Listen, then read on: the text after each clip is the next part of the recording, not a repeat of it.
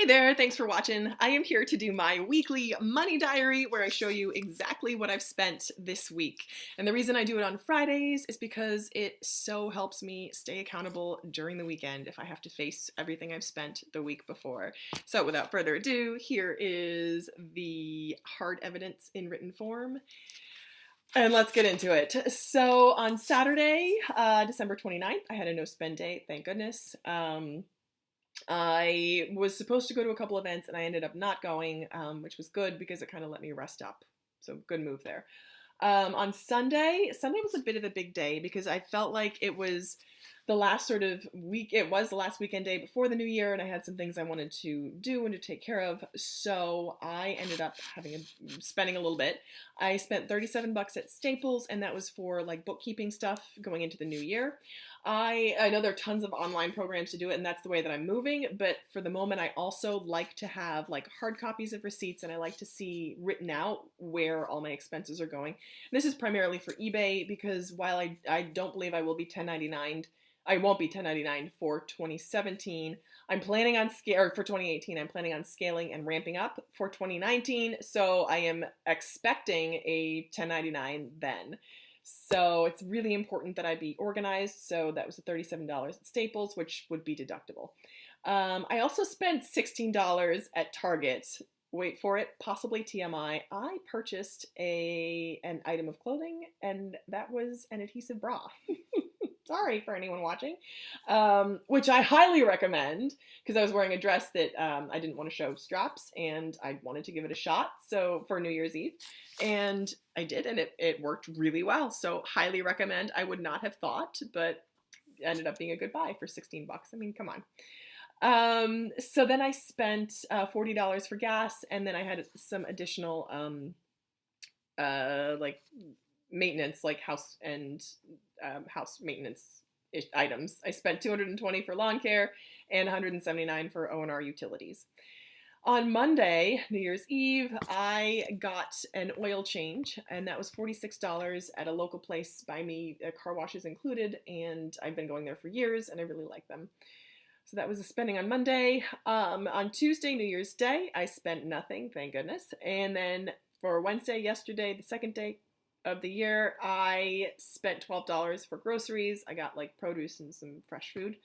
It's kind of re-up. We didn't have that much, excuse me, we had a lot of holiday food in the house, and I really wanted something like fresh. So that's what I got. And then yesterday, Thursday, so this was a big one. And this, I could have done better.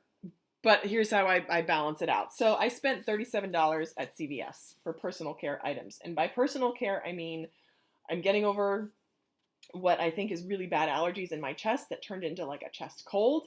I was wearing a sweater or a scarf, and I took it off for this. So you say, well, of course you're getting a cold. You're running around with nothing on. So I had this chest cold. I actually stayed home from work. It was that bad. So I got cold meds, Vicks Vapor Rub, those effervescent shower tabs that you put in the shower and release steam. So those three things I purchased that were that were a necessity. And they were probably 40% more at CVS than they would have been at like a Walmart or somewhere like that. And the reason why I stopped at CVS was because CVS was close and CVS was open. And here's the thing with like cold meds is it's tough to anticipate. I try to have some things on hand, but this was pretty specific. I hate buying too much in advance because you don't want to plan. Of course, you may get sick at some point, but I can tell you that I've thrown away a lot of like expired cold meds as well, so you don't want to plan that far. And these were also very specific to like the cold being in my chest. So those three things were fairly necessities, I would say. The other two things I got were conditioner and lip balm. And were they necessities? No. Could I have done without them? Sure. Did they make me feel better? Absolutely. So these are kind of the decisions that we make on a daily basis. So I figure that I spent probably $12 more on this run than I would have if I'd gone to a Walmart and sort of planned it out different. But again, location, proximity, and time. And I feel like for the hour it would have cost to go somewhere different, my time's worth 12 bucks an hour. So that was Thursday. And then today's Friday, and I actually just had to pay a repairman to come out because our stove started making this weird noise. Like it was buzzing and we unplugged it and it was still buzzing, which was really freaky. So I'm like, and it had been going on for like days. It would buzz every 30 seconds and it was like drop torture. It was awful. So we had the repairman come out, and of course the stove stopped making the noise minutes before he got there. I had a video recording and I showed him and he's like, that's freaky, but there was nothing he could do because it wasn't making the noise right now. So that's $108 or $116 that's going to go toward my household expenses. What are you going to do? So that is my money diary wrap up, what I spent for these first few days of the new year and the last couple days of the old year. Again, like I know where I did wrong, but it helps to kind of get it out there.